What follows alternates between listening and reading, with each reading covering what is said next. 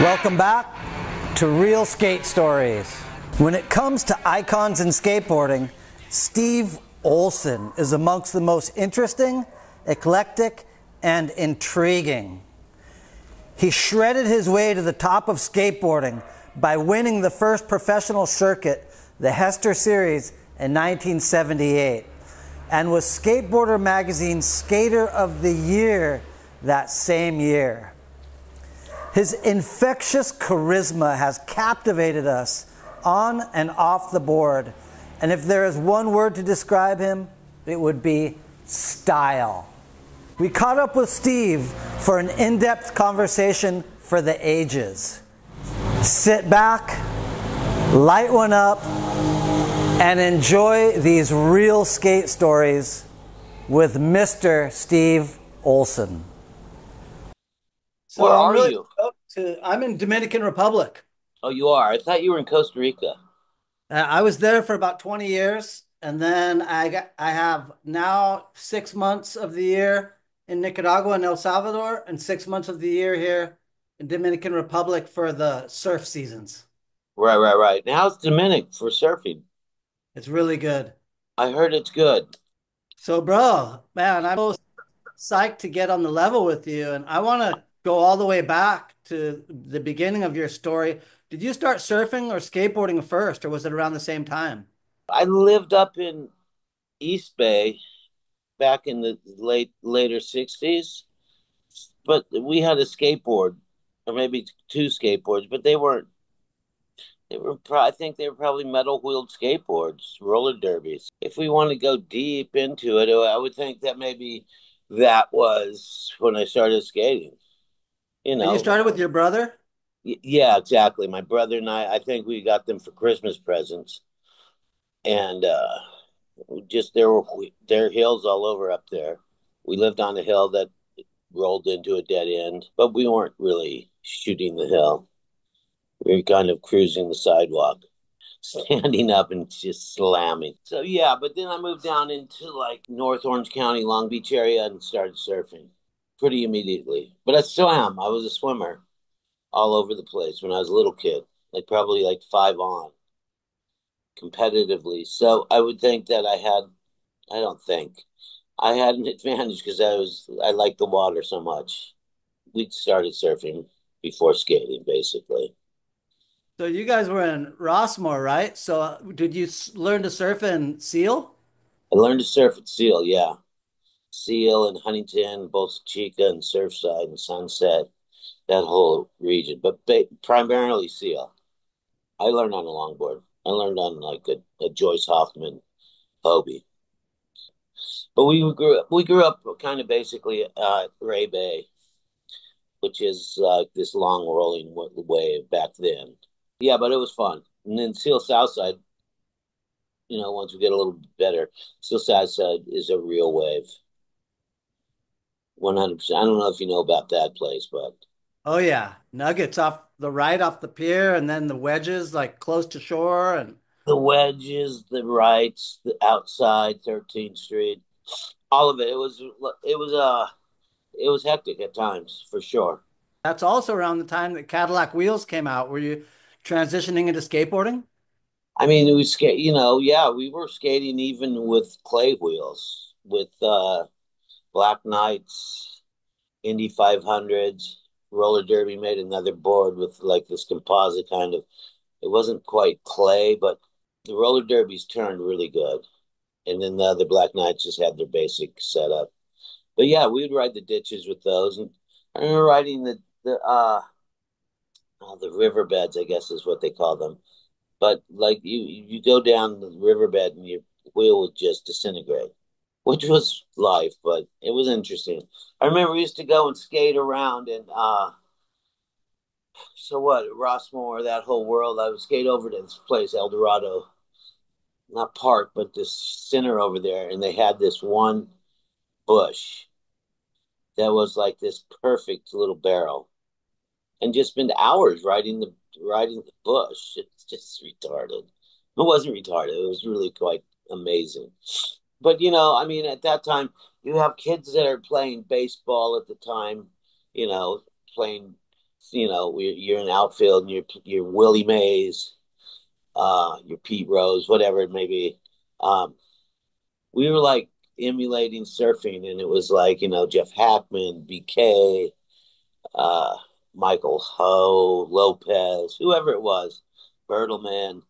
But yeah, it was just like it was the same exact thing. Like, okay, and he's taking off at Pipeline. It's Lopez. Oh, he's in the barrel. He spit out. We didn't call it the barrel then. It was called the tube. Yeah, and that kind of thing. And then also, uh, back then for me, like in the driveway, we would spend hours on those too, just doing front sides and back sides. And there were a couple of steep driveways, and there was like the Waimea drop, and then the other driveway was the Pipeline drop. But the one driveway was the steepest, and that kind of always was renamed depending on what spot you were surfing on. But I made longboards. I made in my wood shop, because back then we had classes of wood shop, metal shop, plastics, drafting, blah blah blah. Just part of it in the schooling system. But I remember I made a knee board so I could knee paddle in, because it was kind of, not that Jeff Hackman was our guy, but it was really cool that Jeff Hackman knee paddled. So we knee paddle and I would knee paddle and hop up. But the board was super wide. It was long before wide boards were happening, and it wasn't like, oh yeah, I'm making a wide board. It's just like, here's this piece of wood, and it also had a weird little natural concave to it because it had warped. Do you remember the first skateboarder magazines you saw and Greg Weaver and that? Does that influence you? I mean, yeah, we were like, whoa, look at that. Like, okay, and we went and immediately found a pool. Um, right in our neighborhood where our junior high was. But it wasn't a round pool, it was a square pool. But we immediately got at it. But we couldn't skate it very well. Go hit the face wall, try to do a kick turn, try to carve really. Pre kick turn for us. We were so fortunate to grow up in that era where skateboarding and surfing were so intertwined. And I know in your area there were some guys that were absolutely carving the hell out of those driveways. Do you remember Bobby Nishi? Oh, of course, I remember Nishi. There was another guy, Brad Ladinger, I think was his last name. I mean, you had Greg Weaver.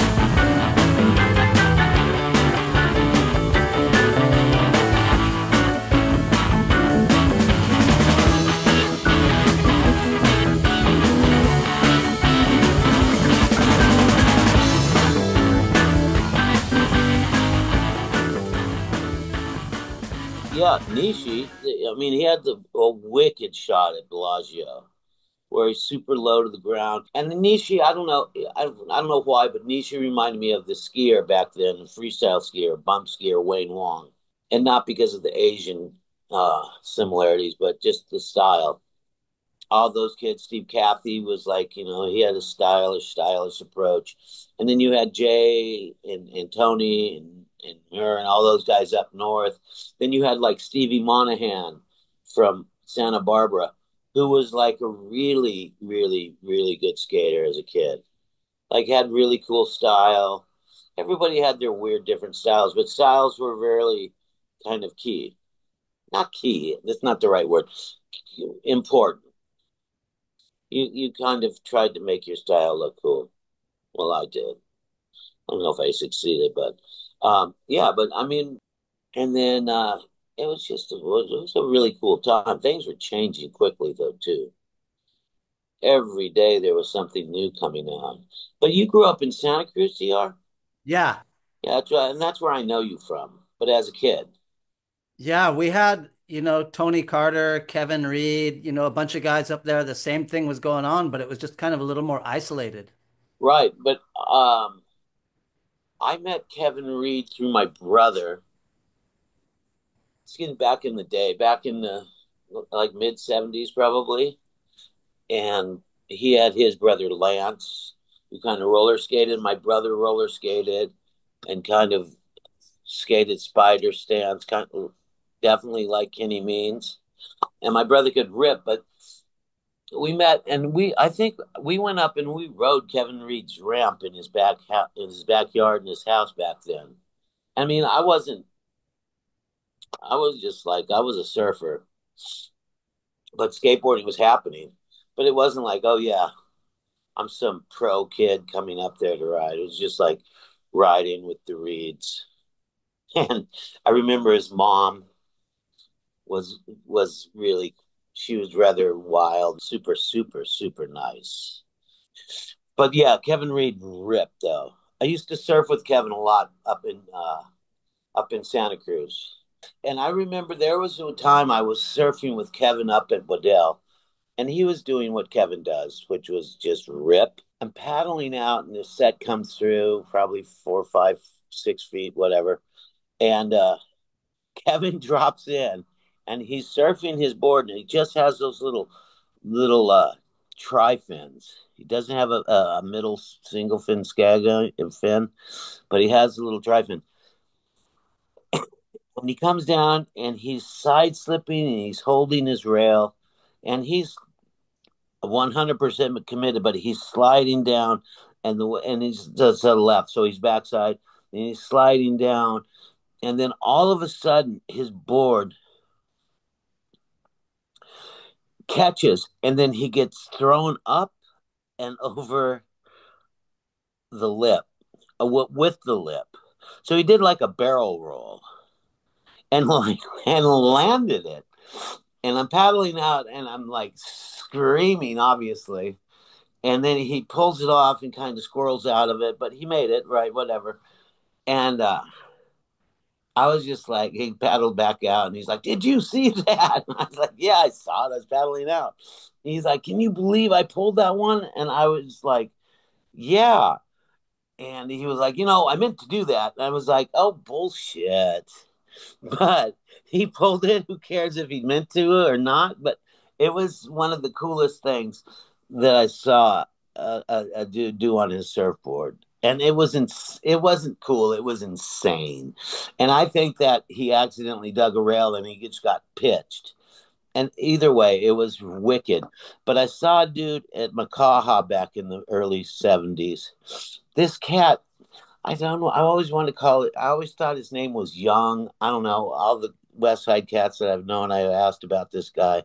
None of them knew him or whatever. But he was definitely a dude, a West Side kid. But he could surf goofy or regular foot. But I remember one time he was doing like this big giant roundhouse at Makaha, kind of in the shore break, maybe a little bit outside the shore break. But he came in and let me see. Yeah, no, he's surfing goofy foot, so he's doing this backside cutback. And then as he comes up, he catches the backwash and he times it with the backwash. And as he comes up in and explodes, homeboy switches stance to regular, grabbing his rail and getting flipped over the lip with that. And I don't know if he really stuck it, but he did it. And I was freaked out. I don't know why, but he has been like, we'd become friendly. Maybe because I was a little midget kid that could surf better than your average kid. But that was so I will never. I can see it right now, and maybe I've embellished it in my mind. But it was wicked, and Kevin Reed did that too. But I remember Kevin doing airs as well. Around what year do you think was the first time you saw him get air surfing? It had to be like 77. Yeah, because I was always up there, right? Because I rode for Santa Cruz. But yeah, but I remember surfing the harbor with him too. And the harbor had good sand obviously a couple of times. But I remember we were surfing out there and I was pushing it deeper. And he was like, "Hey, man, shouldn't go that deep out there." And I was like, "Don't worry about it, boss. I learned surfing in front of rocks. I'm cool with it." He's like, "Well, I think you're a little deep." It's like, "Don't worry, it's okay. We got this." But the harbor was wicked back then. I don't know about now, but I remember the first time I was in Santa Cruz, whatever, riding for the. They were like, "Oh, we hear you think you can surf," and I was like, "Yo, I just like surfing." And we went to 26th Street, and it was kind of happening. And I was like, "Yo, give me a board to ride." So we went out there with Garrett and Carl, I think. And we got done the session. They're like, wow, you can surf. You can surf pretty good. And I was like, yeah, whatever.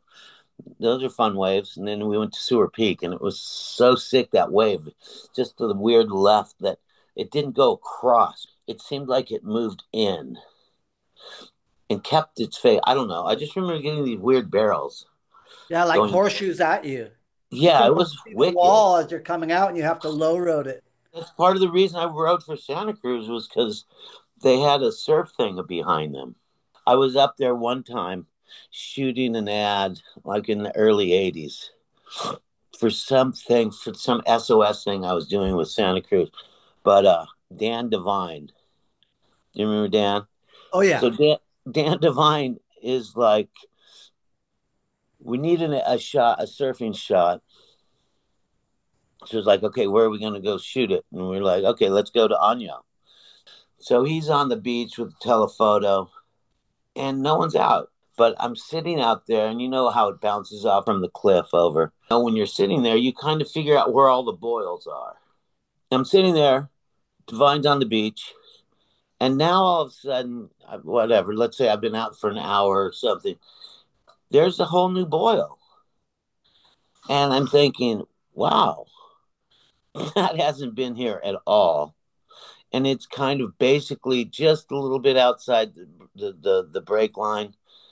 And all of a sudden, this elephant seal pops its head up and sticks its chest out and charges me.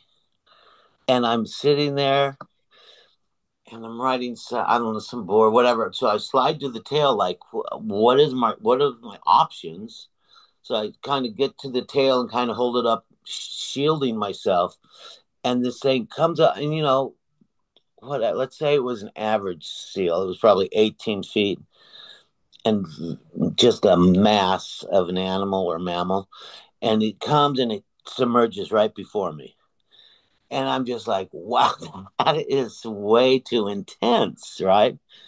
And I take the next wave in, and I get into like knee high water, and I'm kind of looking outside at the peak. And this elephant seal is going back and forth with direct eye contact with me, like never breaking it, just going back and forth, like, don't come back out. And I was like, yo, Danny, did you see that? And he was like, yeah, I think I got a picture. And he did get a picture, but I don't have a copy of the picture. But I know the picture is like the seal is up in the air. I'm on the tail, and the thing is definitely above the board. The board was probably like I don't know, a 6'2", 6'4", whatever. But it was a wicked experience, and thank God nothing happened. But it was also wild how this thing was just so on it, the whole localism of and territorial of like, this is my break, this is not my break, this is where my calves are, this is where you're not coming back out, Mr. Black Wetsuit Guy. And that was that. And that was intense. It's like seeing sharks sometimes, but the thing actually, like, whoa, it charged me, TR, was insane. And it wasn't charging to hurt me. It was charging to like let me know, get out, which was really kind of wicked in another way. So when you first got linked up with Santa Cruz skateboarding, were you doing a lot of slalom, pools, the whole deal? Because that was right before the Hester series, right? Yeah, I got hooked up with Santa Cruz right before the Hester series, but I had met them. I was riding for Bones and Quicksilver at the time, and before that, I was riding for Powerflex at all the skate parks. They had like, half pipes, weird little bowls, blah blah blah, snake runs, ditches. But Concrete Wave had made a pool at their park, And I remember they came down, and I mean, Conquering Your Wave was one of my parks. Like, brother worked there. It's just like our park. But Santa Cruz came down for some contest, the UASA. USSA, I don't know, whatever. USSA, something like that. Anyway, there was a contest. And those dudes showed up. They ripped, but they didn't ride the pool quite the same as I did with a couple of my other friends. Then they were like, "Yo, Chrisick was, we want you to ride for Santa Cruz. What do you think?" And I was like, "Yeah, all right, that could be cool. Let's see, what is it that we're offering here?" But at the same time, in the back of my head, I was like, "Oh wow, they have a motor home, they have the gear, they have all the product. Yeah, let's see what happens." So yeah, then I jumped on to Santa Cruz, and I rode for Santa Cruz. I was loyal to Santa Cruz, and then Hester started.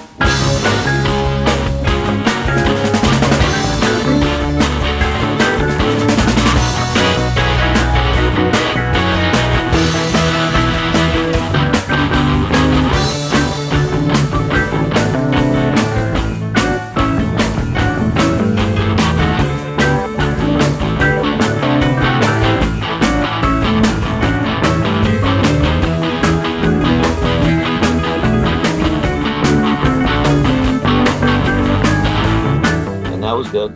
They're like, "Yeah, you're in the contest. You're pro now." I was like, "That's cool. I'm 16. Like, we're gonna pay you a salary weekly." Like, all right, that's even cooler.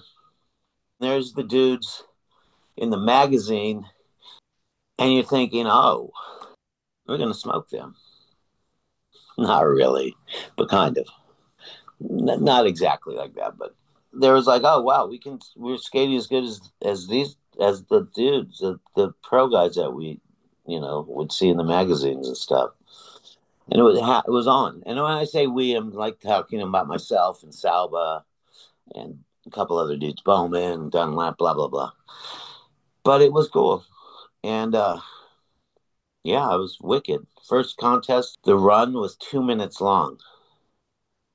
Someone was like, "Oh, you're in the pioneering of pool contests," and I was like, really wasn't looking at it like that then. But I think we were. I don't think, I know. Probably right before the Hester series, it was kind of all about the Dogtown guys. You know, you had TA, Shogo, Jay, and then the Hester series came about. What was it like seeing those guys before that? And like, what was your impression of them? Because as you said, once the Hester series started, they kind of weren't dominating as much as they were right before that. Right. I mean, they were left definitely in the forefront of all of that. And I remember I had met Jay surfing Huntington before meeting him through skateboarding. And I rode for some company, Wayne Brown Surfboards, and they had made a skateboard. So I knew Jay, but I mean, those guys ripped. Like, I was at this session long ago before any of the Hester stuff at this place called the Fruit Bowl. It was this pool at uh, for lack of a better word, an insane asylum down in Garden Grove. It was an amazing pool, and we'd actually help just drain it and find it. But there was a weekend that Warren Bolster was coming there, and then there's like a session that's going to go on, and we were like, "Yo, we want to check it out, see what it's all about." Da da da da. And I remember dudes were there. It was like I remember TA was there. There's a guy, Scott Williams from San Diego, Rodney Jesse, then Greg Weaver. There's another guy, Johnny Palferman. I don't know if Biniac was there. I don't know if Jay was there. I know Shogo wasn't there. But I do remember Waldo was there. Another dude. I don't know if Kevin Anderson was there, but Kevin Anderson was like this amazing skater from Hermosa Beach. And he just ripped. But I don't remember exactly. I just remember the cats I named. But I remember TA was like a level above everybody.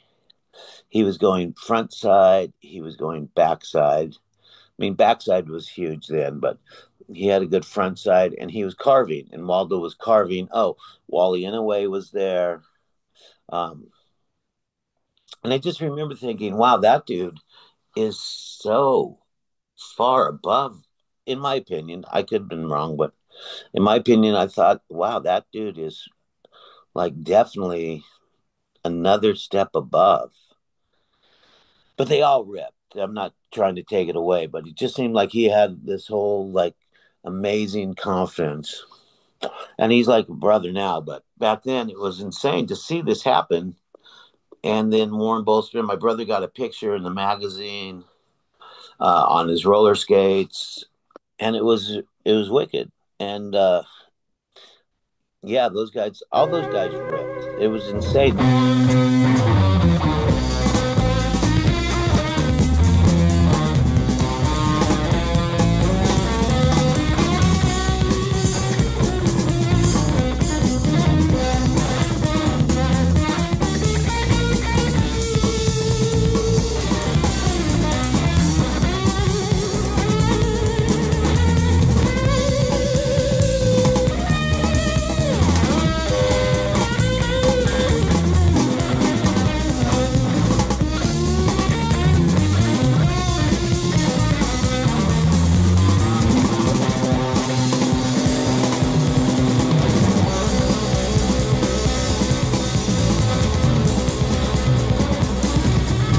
Then we went to see it. The concrete wave back then was just being finished. I think the concrete had been poured and the landscaping hadn't been done. But all those cats went over there, and I remember us hanging out outside the fence watching these pro dudes skate. And like, oh wow, they're ripping.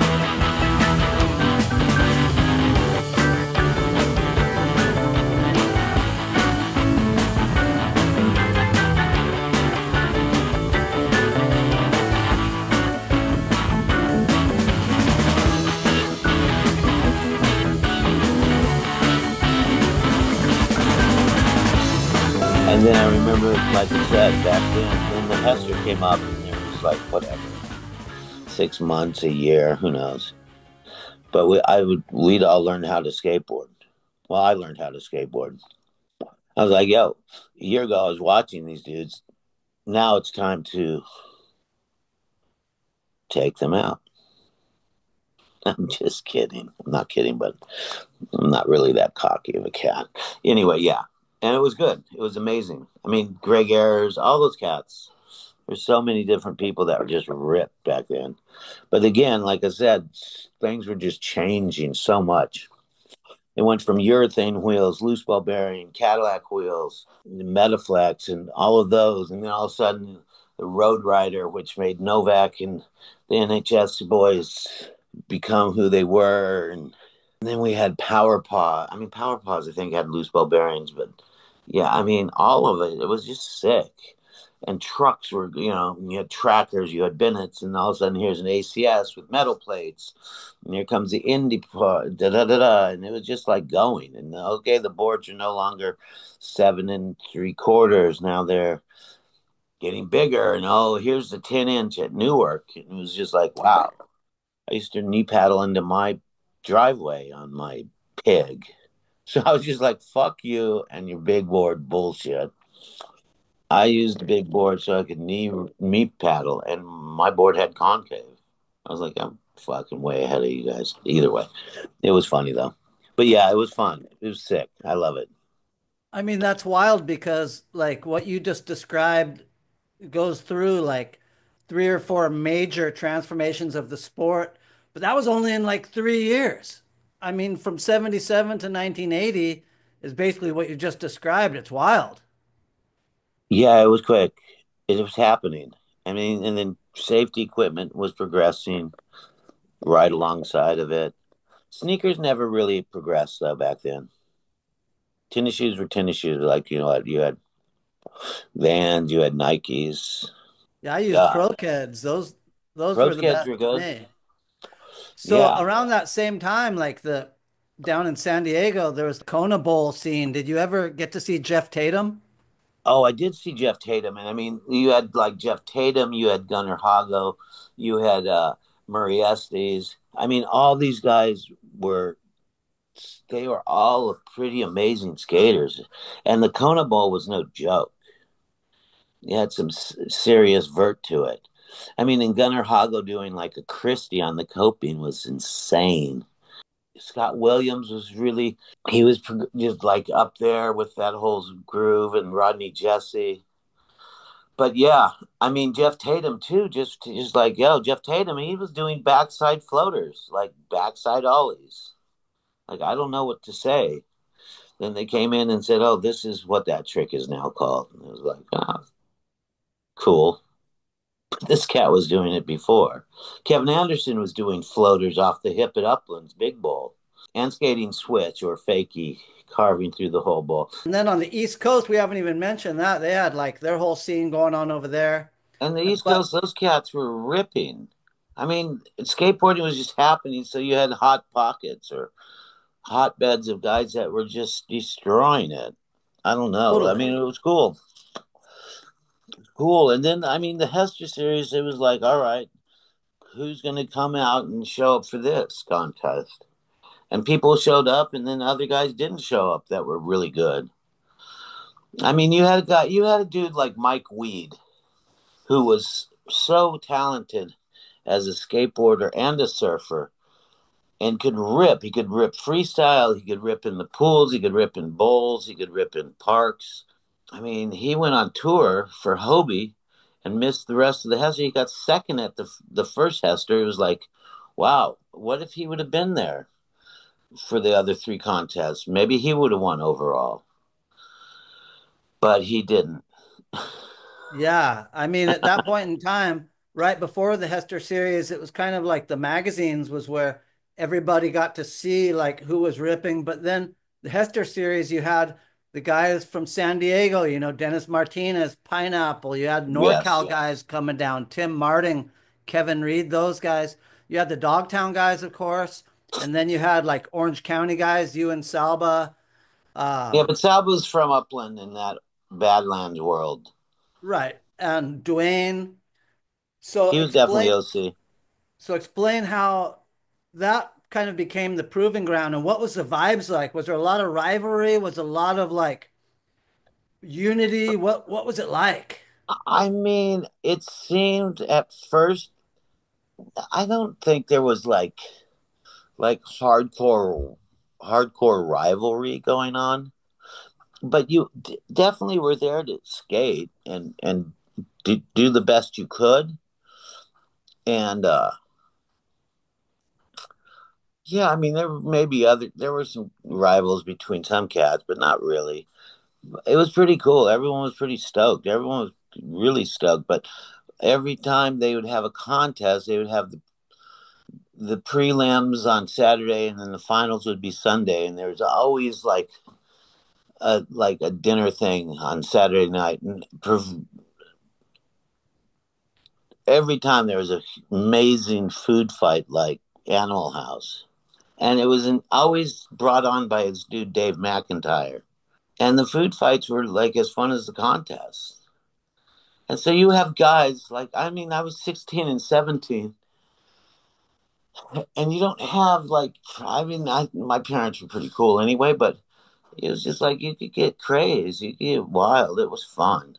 I mean, you had Blackheart, you had a couple of cats that were just wild. I thought it was fun though. And I made lifelong friends from this world of skating, especially from those contests, and through skateboarding the rest of the time involved with it.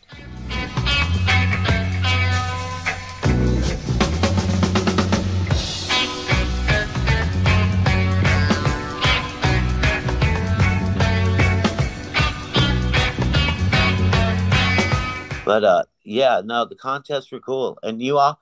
I mean, I know that for me to realize, okay, there's 4 contests, you accumulate points, and then there'll be an overall winner. So I kind of thought you need to do good in most every contest if you want a shot at being the overall champion. And I remember, I would be like, guy would be in the pool that was a threat, and I would think, oh, please bail. Bail. I mean, honestly, not I want him to get hurt, but I want him to bail so that run doesn't count. Because I know I'm not going to bail as much as the other guy. There were a couple cats that were like, we were locked on our boards, but yeah. And I mean, it was like not like screaming out, bail, just thinking, come on, don't make it. Don't make it. And when they wouldn't make it, it would be like, yes, boom, yes, all right, it's opened. It's opened up. Right. Boom. All right, here we go. Now it's go time. It was fun. I excelled in the competition more so than just free skating. Salva won the first contest because he stayed on. Mike Wee got second. I got third, and this cat Dunlop got fourth. And then it went from Spring Valley to Upland, and then that was Salva and Dunlop. And a lot of guys home park for like the Badlands, San Gabriel Valley dudes. And Salva didn't do good there. And I made it into the semis. So I got a fourth, and then Dunlop got a third. And then Chris Stropel got second, and Tay Hunt got first. So I don't think they did too good in the the Spring Valley contest. So that made Dunlop and myself tied for the overall. So the next contest was Newark up in NorCal. So it was kind of a neutral bowl. No, it was like a new park and it hadn't really opened to the public. And so, yeah, Salva and Dunlop did not do that good at Newark. I don't know why. But I ended up I got a fifth. And then, however, it broke down. Valdez won with the invert. Blackheart got second. And then it went down to the Big O in Orange County. And that was kind of our park ish because it was brand new as well. But yeah, then I got a second there, and Salva won it again, but he didn't accumulate points at Upland or at Newark, so I won the overall. It was great. I was like, "Yo, it worked."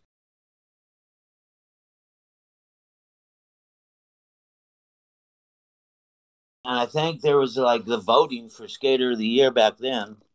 Um, I don't know. I had coverage in it. Maybe it was the same issue that they had won, but I won Skater of the Year in '78. And TA had won it in '77, and that was wicked too. But then we were like, we were getting into punk and new wave and all of that. They didn't dig that so much in the skateboard world at the beginning. But that's life. Fuck them. Yeah, tell us about your acceptance speech. I didn't give one. I just kind of just was like, this is corny. But inside, I was thinking, this is amazing. Um, but the outside was saying, oh, it's corny, lame. But I was so stoked inside. It's like, yes, yes. I didn't think I made the top 10. And so I was hyped.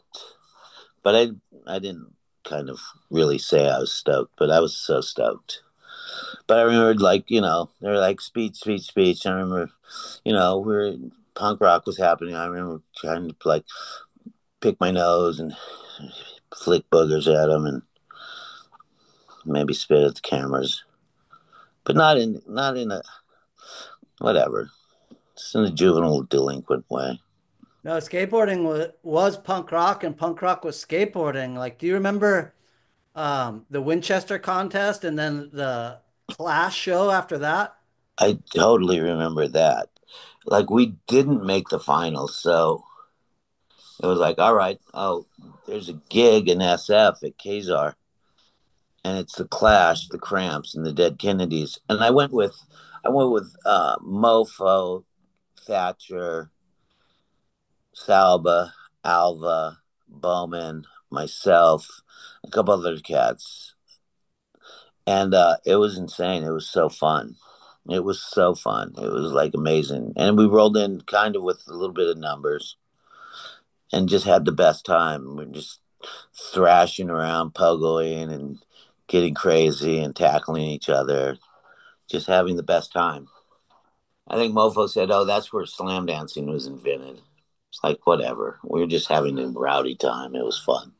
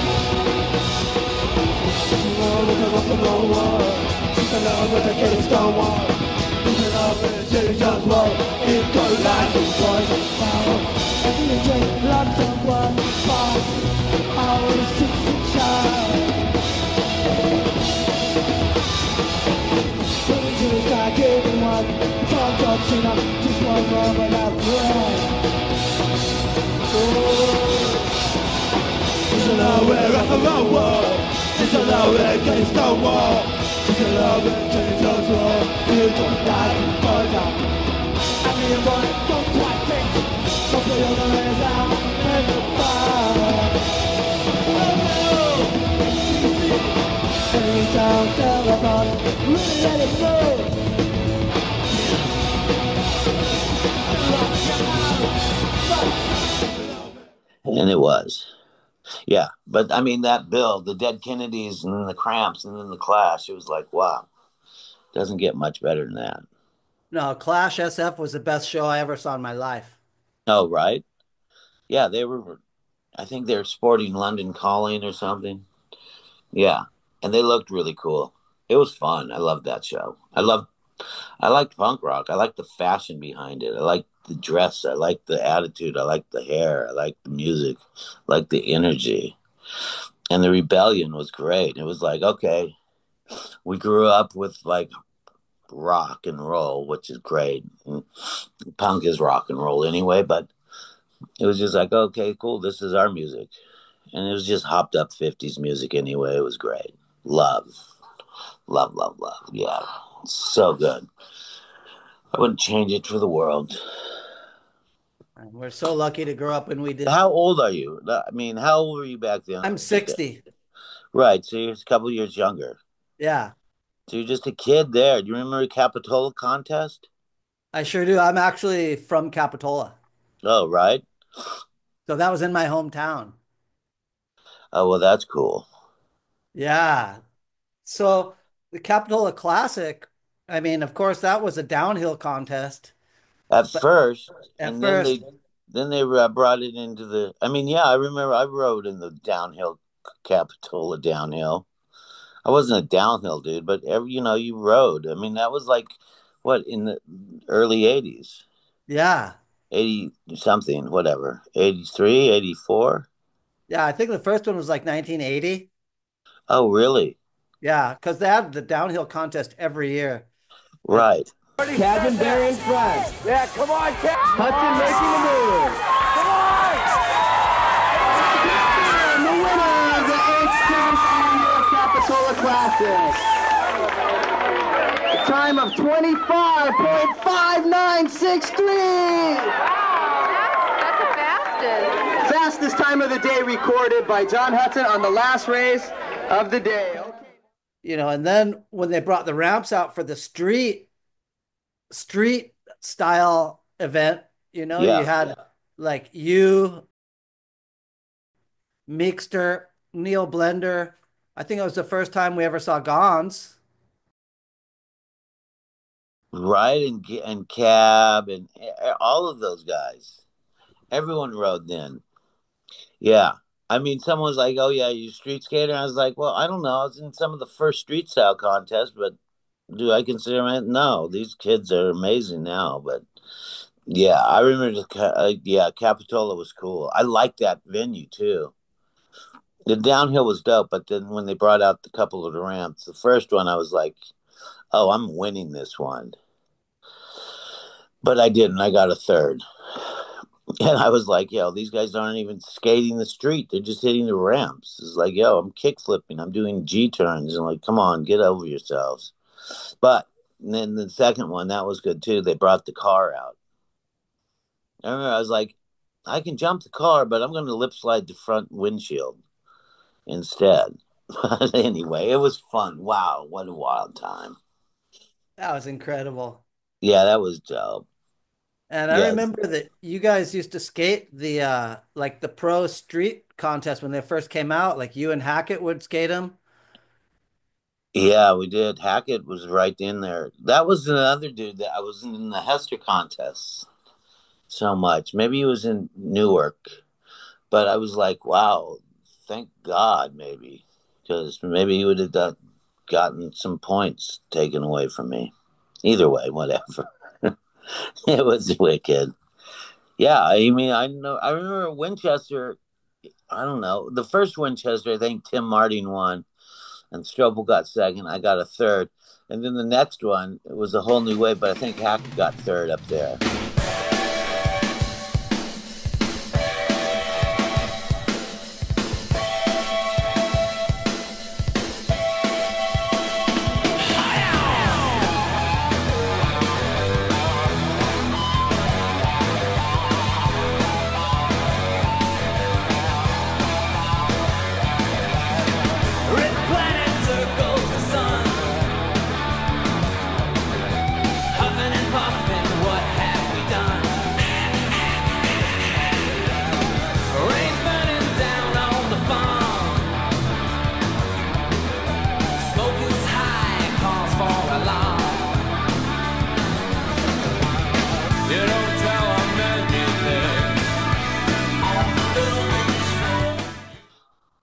Who won that one? I don't know who won it. Gifford maybe won it.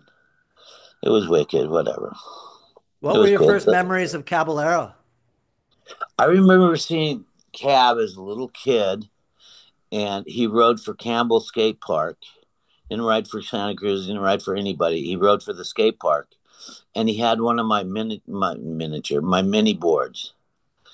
And I remember seeing this kid skate, and I was just like, oh, wow, this little dude doesn't surf or anything.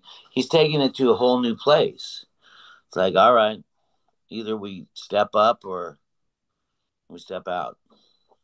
Skateboarding died, and we all stepped out. But yeah, seeing Cab skate, it was like, oh, wow. Now this little kid's hot dogging around, ripping Around completely. that same time, you probably got to see Hosoib in the back Brown Bowls in Marina. I remember seeing this little long-haired Asian kid ripping the brown bulls. Yeah, ripping though. A lot of kids were ripping. I remember seeing Lance Mountain at Whittier, and he's a super good friend now, but we make a joke about it. He's like, you don't remember seeing me. He never saw me riding there, but I remember seeing them all riding, just going, oh, wow, these dudes are taking it way above coping and taking it to a whole new realm.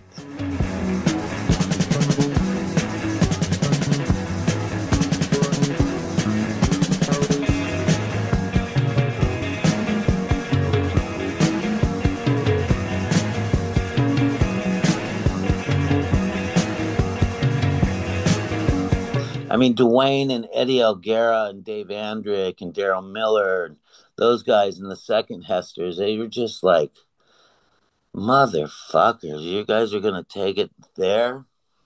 And they both, all of them ripped. Eddie and Dwayne ripped hard. And it was funny because those two came from Hobie, where they had the coach, Dale Smith. And it was interesting because it's like Eddie had his set of tricks and Dwayne had his set of tricks.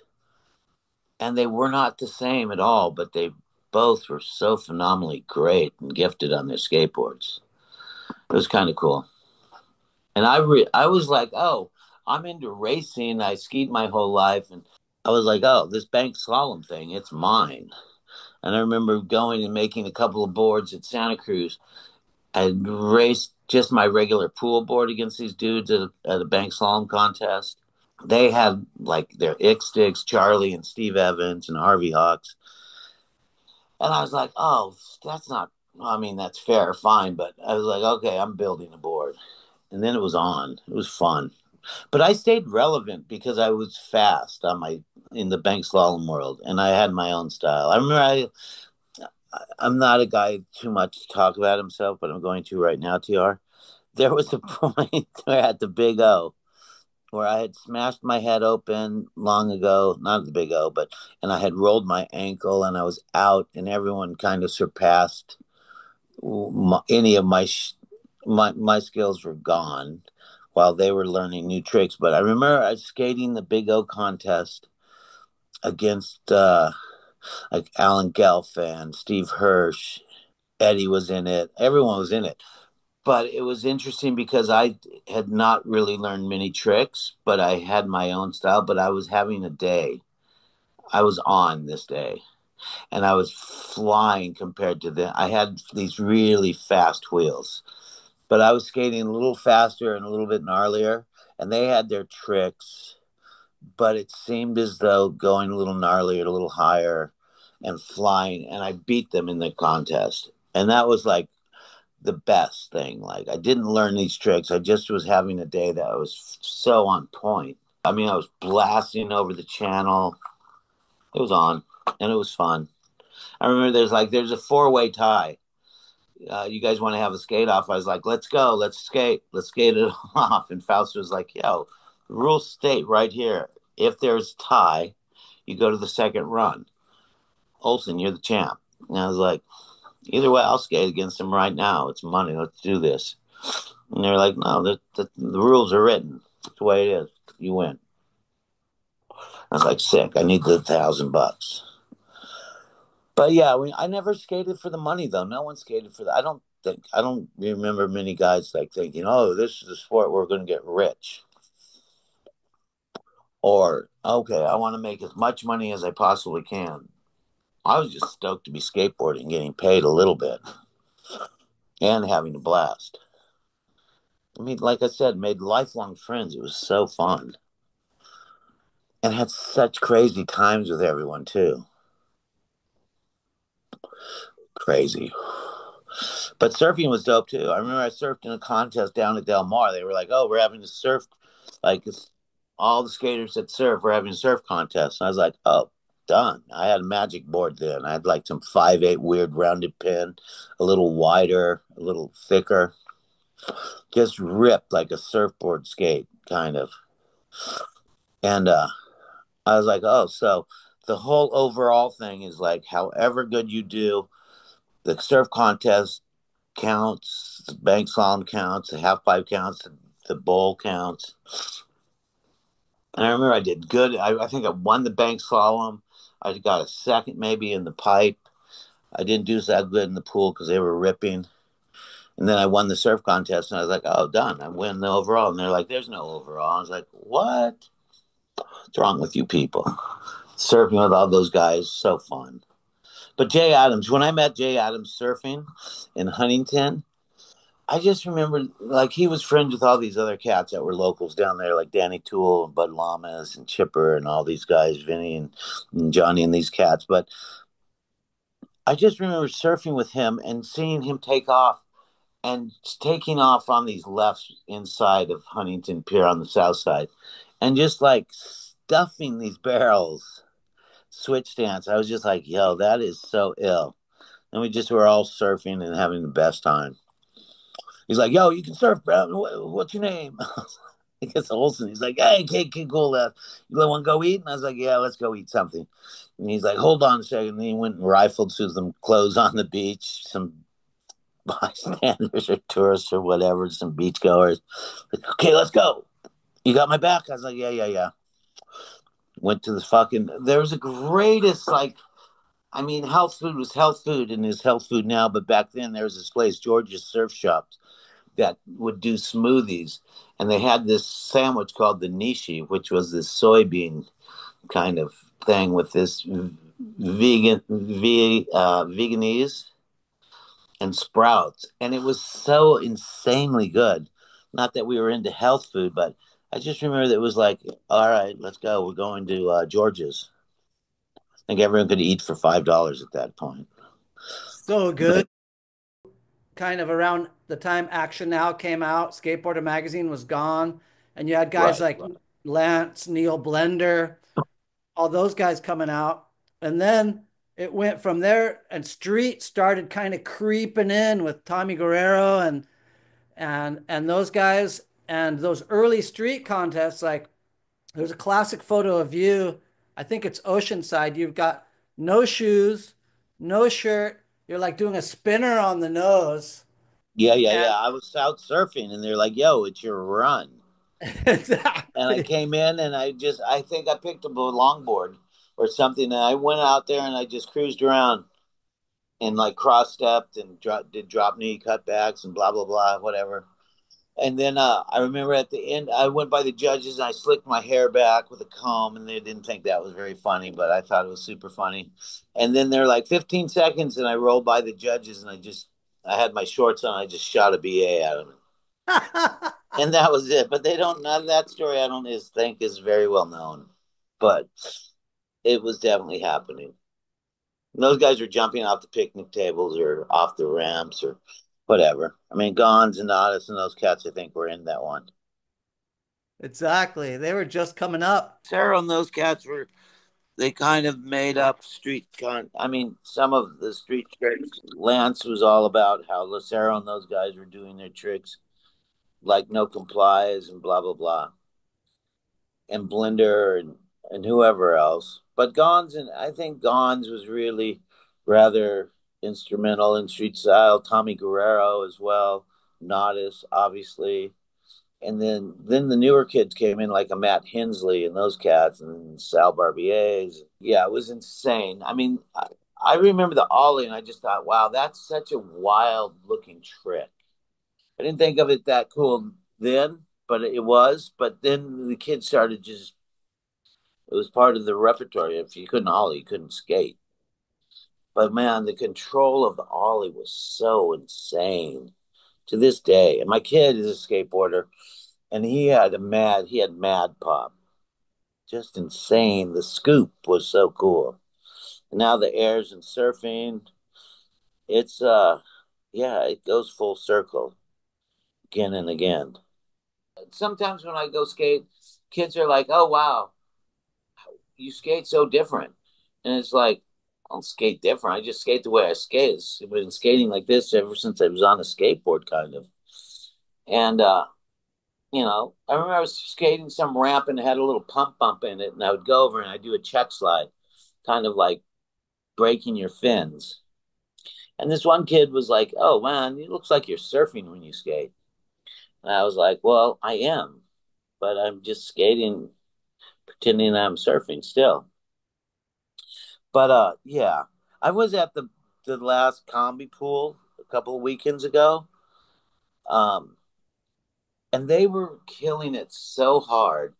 These new kids like Grayson Fletcher who can surf and skate and all of that.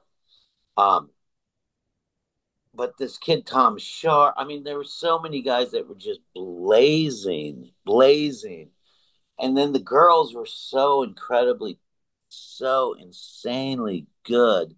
It was just dope to see, and seeing the older guys are still ripping. It was a dope contest. Good style is timeless. And like back to the beginning of street skating days, a lot of the best guys had a lot of the best style. Like remember Eric D, Scott Oster, Aaron Oh Murray. yeah, Pat Noho. They had their own style, which was very cool. Aaron Murray. I mean, Cardiel has his own style. Wade Spire, like they just ripped. I mean, everybody had their own style. It's kind of cool to see that it just happens. Style is still important to a point. But then again, I don't. Sometimes I don't. I don't like to see them jump off their boards and run to the next thing. I just think skate there, man. What are you doing? But it I doesn't feel matter. you on I'm just that. old. I'm just No, I old. feel you Whatever. on that. But you have guys like Yuto where he does a trick on the quarter pipe rather than hop off. Right, which is dope. I love that. I mean, Yeah, they it's just rip. Niger next rips. They level. all rip. They rip So hard. speaking of style, for who's your top three skateboarding styles of all time for you personally? Oh, wow. I don't know. There's too many. A lot of them had really sick style. They all had different styles. I mean, like Greg Weaver had his style, which was really cool. And then you have J.A. Adams, who had his style that was way more aggressive and way more gnarly. And then you have T.A., and then you have Kevin Anderson, and totally different styles, but totally ripping. Then you have Hosoi, you have Lance Mountain, you have Cab style. I mean, they all have their own distinct styles. Neil Blinder had his style. Grasso had his style. I mean, obviously, there's some styles that I'm more that I would lean to, but I don't know. That's just that question is like, it's very subjective. But Totally. yeah, It's meant did to I be. just name some of them? Yeah, Mike Weed had his style. I mean, there's kids now that just rip. Kern Cable has his style. Nigel Houston has his style. Utah has his style. Girls have cool styles. It's just, yeah, that's way too subjective. how about your favorite laybacks? I mean, the laybacks. I mean, I remember. Look at the layback. I remember I was down at this place, Oasis, and we'd seen these guys at Jacksonville, Florida, doing laybacks on banks, and I was like, oh, I'm taking the layback. We learned laybacks immediately. I mean, you had PT doing laybacks and those guys in surfing doing laybacks. And I remember I was at Oasis one time and I had figured out how to do a layback on vert, which was unheard of at the point at that time. But I was there with Dennis Martinez, and he's like, you know, he was so fun to skate with. But he was like, "What do you got, buddy? You got anything new?" And I was like, "Let's stay right there." And I went up and I just slashed a layback in his face, and he was like, "What the fuck?" And then from that point on, laybacks. I mean, Jay Smith had a wicked layback. Um, Shogo had a wicked layback. There's a guy, John Stevenson, from like up there. He was like a rubber man. I mean, there were a lot of dudes that took the layback onto another plane. I mean, a guy who does a really good layback to this day is Mike McGill.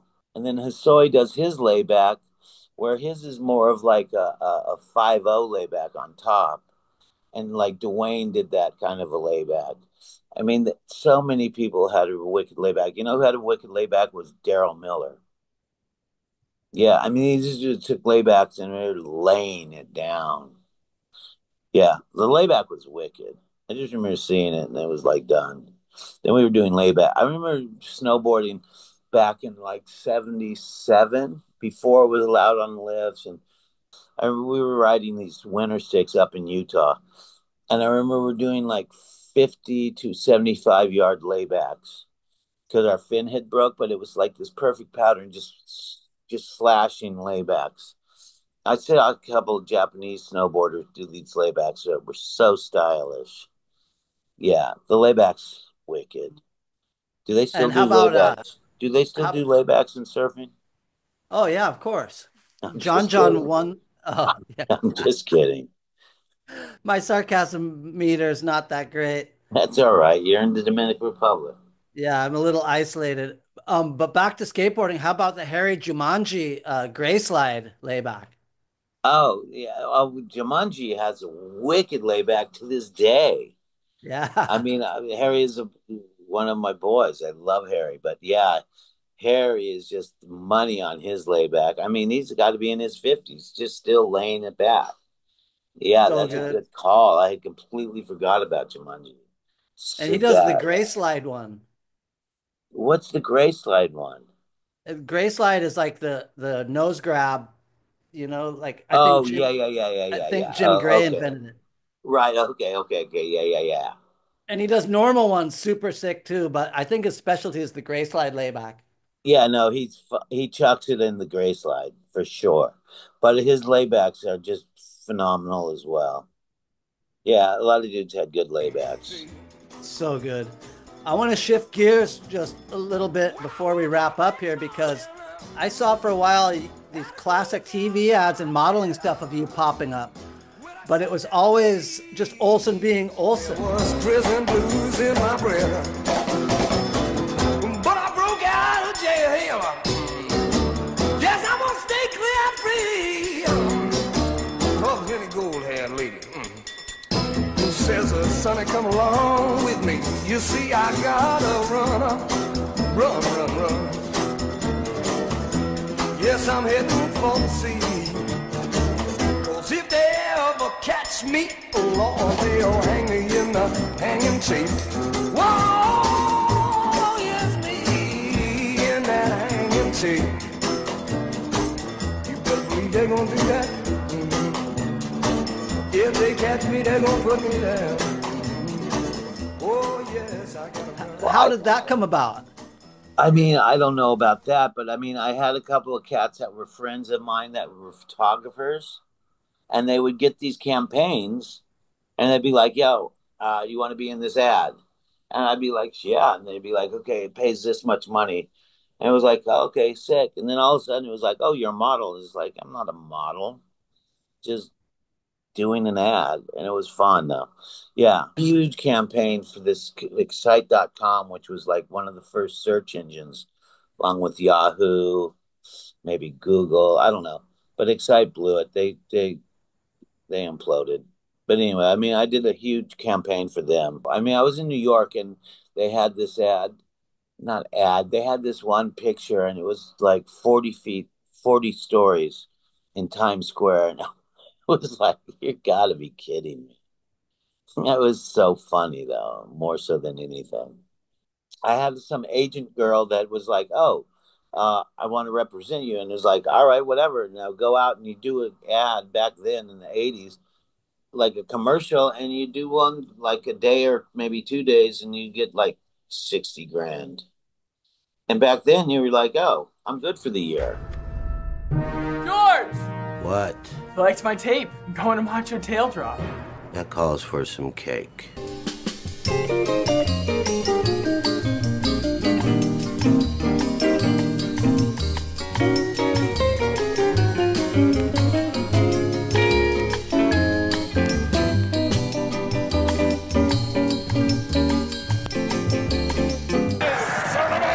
9-horse ran out.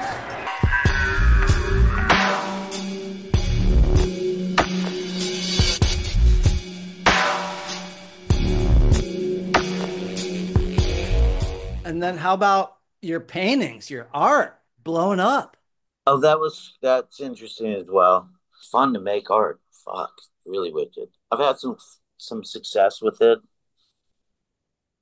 and then I just paint. But sometimes my paintings. I remember my mom was was ill, and I was out hanging out with my old man. And I was like, oh, I'll go insane out here, and I just started painting. I did all sorts of other stuff before that, but I started painting. And then he was like this cat that did adhesive and decals and all of this, and he was like, "Yo, why don't you try this squeegee thing?" And I started to work with these squeegees, and then I painted, and then the paintings. You know what the paintings are, TR? They're so much like a fucking rooster tail, like from water skiing, from snowboarding, from surfing, really more from surfing than anything for me.